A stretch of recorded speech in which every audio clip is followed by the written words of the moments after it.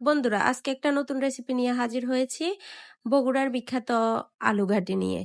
তো আমি আজকের আলু ঘাটিটা করছি ডিম দিয়ে। এটা কিন্তু খুবই মজাদার, সুস্বাদু। আর আমার মনে হয় এটা কম বেশি সবাই জানেন। তবে কিছু টিপস আছে যেগুলো ফলো করলে কিন্তু এর স্বাদ অসাধারণ হয়। তো এটা কিন্তু শুধুমাত্র ডিম দিয়ে নয়, গরুর গোশত বা মাংস, মুরগির মাংস দিয়েও কিন্তু রান্না করা যায়। তো দেখতে যতটা সুন্দর আর সুস্বাদু মনে হচ্ছে, সত্যি বাস্তবেও এইরকম সুস্বাদু হয়েছে। শুধু এটি হলেই হবে, আর কোনো মাছ গোস্তের প্রয়োজন নেই।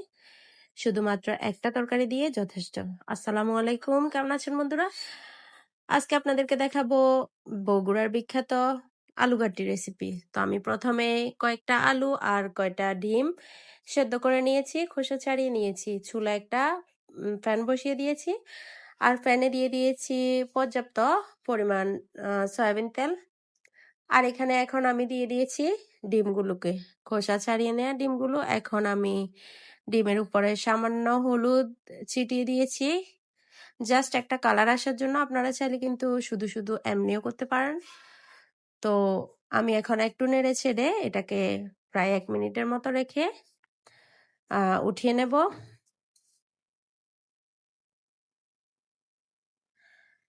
তো এখন দেখতে পাচ্ছেন এগুলো হয়ে গেছে। এখন আমি এগুলোকে উঠিয়ে একটা পাশে রেখে দিচ্ছি। আর এ পর্যায়ে আমি দিয়ে দেব ওই একই তেলে রসুন কুচি,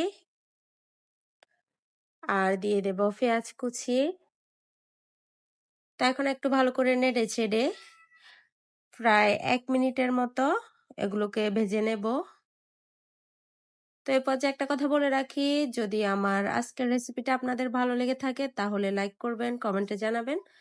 আর নতুন হলে কিন্তু আমার চ্যানেলটা অবশ্যই সাবস্ক্রাইব করতে ভুলবেন না। তো এপাশে আমি এখন আলুগুলোকে ভালো করে হাত দিয়ে ছোট করে নিচ্ছি। আর এই পর্যায়ে কিন্তু আমার এখানে পেঁয়াজগুলো হালকা ব্রাউন কালার হয়ে গেছে। আর এই পর্যায়ে আমি দিয়ে দিয়েছি টমেটো কুচি করে। তো এখন আরেকটু ভালো করে নেড়ে ছেড়ে এখন দিয়ে দেব স্বাদ মতো লবণ।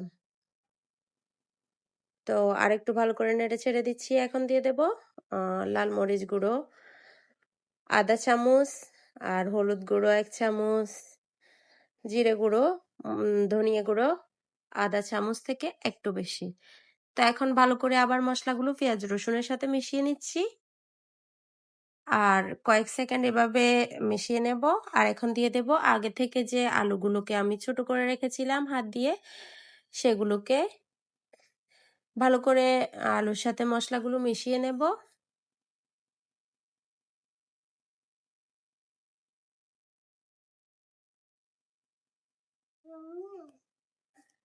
এখন এই তো দেখতে পাচ্ছেন মিশিয়ে নিচ্ছি। আমার মনে হয় এটি কম বেশি সবাই খেয়েছেন। কে কে এভাবে খেয়েছেন অবশ্যই কমেন্টে জানাবেন। আর যারা একেবারেই খাননি তারা অবশ্যই বাসায় ট্রাই করে দেখতে পারেন। ইনশাল্লাহ আপনাদের খুব বেশি ভালো লাগবে। তো এ পর্যায়ে আমি আলুগুলো দিয়ে মশলার সাথে প্রায় 2 মিনিটের মতো নেড়ে ছেড়ে একটু রান্না করে নিয়েছি। আর এখন দিয়ে দিয়েছি পানি। তো এখানে পানি দিয়ে এখন আমি ভালো করে নেড়ে ছেড়ে এগুলো ফুটা পর্যন্ত অপেক্ষা করব। আর ঢাকনা দিয়ে দেব।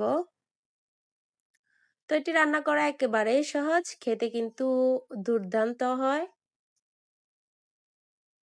তো এখন এই পর্যায়ে আমি দিয়ে দিয়েছি সিদ্ধ করে রাখা আর ভাজি করে রাখা ডিমগুলো।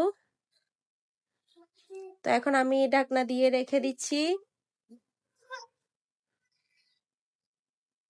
আর দেখতে পাচ্ছেন ঢাকনা উল্টিয়ে আমি প্রায় এভাবে 3 মিনিটের মতো রান্না করে নিয়েছি। আর কিন্তু তার বেশি সময় দেয়া যাবে না।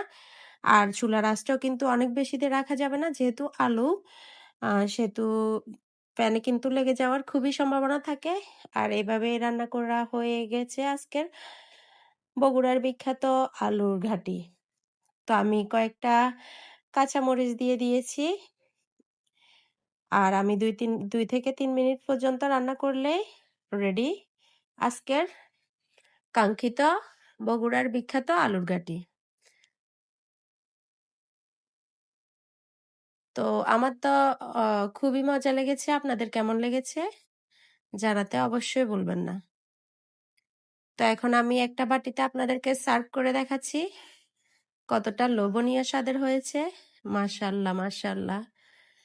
দেখতে পাচ্ছেন শুধুমাত্র অন্য কিছু না হলেও এই একটা তরকারি দিয়েই খাওয়া হয়ে যাবে।